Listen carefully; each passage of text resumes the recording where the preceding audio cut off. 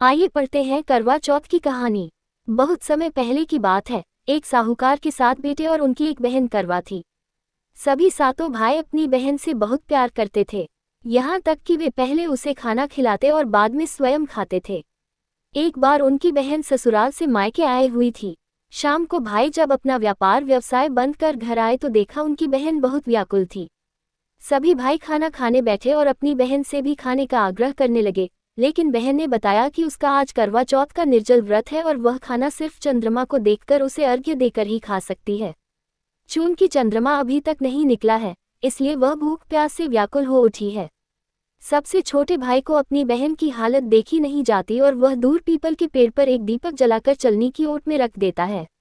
दूर से देखने पर वह ऐसा प्रतीत होता है कि जैसे चतुर्थी का चांद उदित हो रहा हो।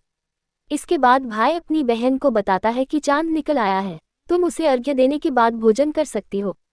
बहन खुशी के मारे सीढ़ियों पर चढ़कर चांद को देखती है, उसे अर्घ्य देकर खाना खाने बैठ जाती है।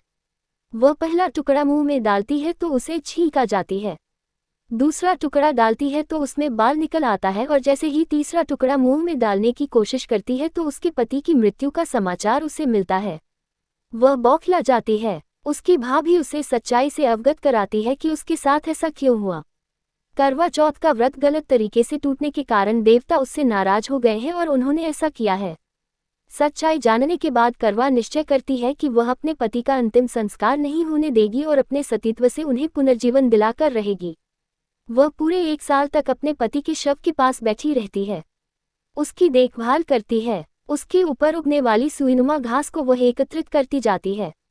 1 साल बाद फिर करवा चौथ का दिन आता है। उसकी सभी भाभियां करवा चौथ का व्रत रखती हैं। जब भाभियां उससे आशीर्वाद लेने आती हैं तो वह प्रत्येक भाभी से यम सुई ले लो, पेय सुई दे दो, मुझे भी अपनी जैसी सुहागिन बना दो, ऐसा आग्रह करती है। लेकिन हर बार भाभी उसे अगली भाभी से आग्रह करने का कह चली जाती है। इस प्रकार जब छठे नंबर की भाभी आती है तो करवा उससे भी यही बात दोहराती है। ये भाभी उसे बताती है कि चूंकि सबसे छोटे भाई की वजह से उसका व्रत टूटा था, अतः उसकी पत्नी में ही शक्ति है कि वह तुम्हारे पति को दोबारा जीवित कर सकती है। इसलिए जब वह आए तो तुम उसे पकड़ लेना और जब तक वह तुम्हारे पति को जिंदा न कर दे, उसे नहीं छोड़ना। ऐसा कहकर वह चली जाती है। सबसे अंत में छोटी भाभी आती है। करवा उनसे भी सुहागिन बनने का आग्रह करती है, लेकिन वह टालमटोली करने लगती है। इसे देखकर वह उन्हें जोर से पकड़ लेती है और अपने सुहाग को जिंदा करने के लिए कहती है। भाभी उससे छुड़ाने के लिए नोचती है, खसोटती है, लेकिन करवा नहीं छोड़ती है। अंत में उसकी तपस्या को देख भाभी पसीज जाती है और अपनी छोटी अंगुली को चीरकर उसमें से अमृत उसके पति के मुंह में डाल देती है। करवा का पति तुरंत श्री गणेश कहता हुआ उठ बैठता है। इस प्रकार प्रभु कृपा से उसकी छोटी भाभी के माध्यम से करवा को अपना सुहाग वापस मिल जाता है।